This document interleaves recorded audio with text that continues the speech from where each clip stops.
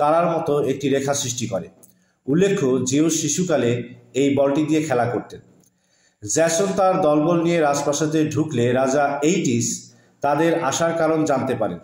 তিনি জ্যাসনকে তার দল নিয়ে ফিরে যেতে নির্দেশ দেন, কিন্তু জ্যাসন অত্যন্ত ভদ্র এবং জোরালোভাবে যুক্তিতর্ক উপস্থাপন করে যাতে এইটিস সোনালি লোম কয়েকটি শর্তে দিতে রাজি হন।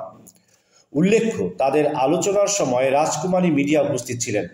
এ সময় এরোস তার একটি তীর মিডিয়াকে ছুঁড়লে মিডিয়া জ্যাসনের প্রেমে পড়েন এবং তাকে স্বর্ণের লোম পেতে সহযোগিতার প্রস্তাব দেন। তবে এক শর্তে, মিডিয়াও আর্গাসে যাবেন জ্যাসনের স্ত্রী হিসেবে। জ্যাসন অলিম্পাসের সব দেবতার নামে শপথ করেন মিডিয়ার সাথে সারা জীবন বিশ্বস্ত থাকার জন্য। পরে মিডিয়া জ্যাসনকে সোনালি লোম এর নিকটবর্তী স্থানে নিয়ে যান। এটি একটি ড্রাগন পাহারা দিচ্ছিল। এই ড্রাগনটির হাজার হাজার কুণ্ডলী